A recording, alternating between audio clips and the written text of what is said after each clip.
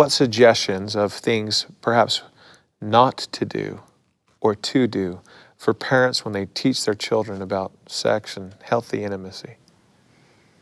Well, we've talked a little bit about our tone. We don't want them to feel like they're out of bounds. We don't want them to feel like they're bringing up something we don't discuss or we don't talk about. We definitely want to be encouraging, even to where they can talk about perhaps an area of struggle, an area of where maybe they don't feel good about a choice that they made or something that happened.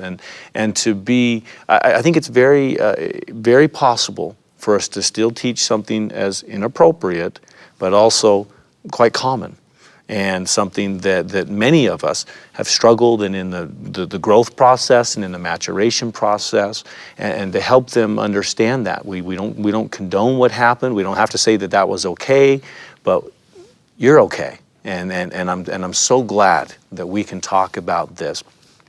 And so it's that open, inviting part that we want. That's more important than the content. That's more important than if we get all the facts and all the details, is just that openness about that this can be a shared part of life together. This isn't the part you have to figure out by yourself, behind my back. Many young people, and many of us, if we think back, can think back to while growing up, we had experiences of looking at an anatomy book or seeing a television program or some source, but we were embarrassed by that. We felt that that had to be secretive. We felt that that had to be, right, and that there was something shameful about our interest and our curiosity in sex and intimacy and the human body. And so it's really about helping young people say, no, that can be a shared part of what we share in life. That's not something you have to just do by yourself. Wonderful.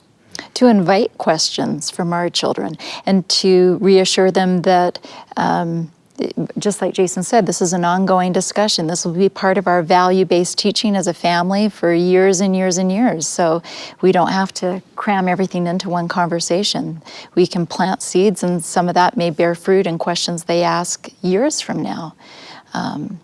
Great. We don't have to take it on all at once. This is going to be something we can engage in for over a long period of time, over our child's entire lifetime, that we can just here a little, there a little. Obviously, there's some urgency. We need to take advantages of the opportunities that come our way when they come, but no pressure to do it all at once. And I think there's pressure on parents to feel like they have to know all the answers.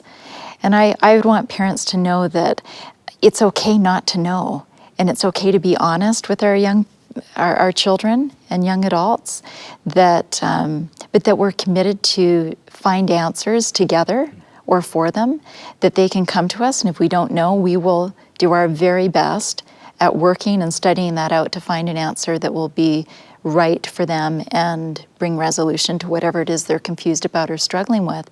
And also to leave that opening that mistakes are a normal part of life. And of course, we want to do everything we can as parents and as someone that loves them to help them avoid mistakes that will be costly spiritually and in other ways, but that we have the atonement of Jesus Christ, and that can be part of our teaching in this area as to what we do when we do make mistakes or fall short. And because a lot of young people are confused as to how all of that works. And so that can be an important part of this teaching too.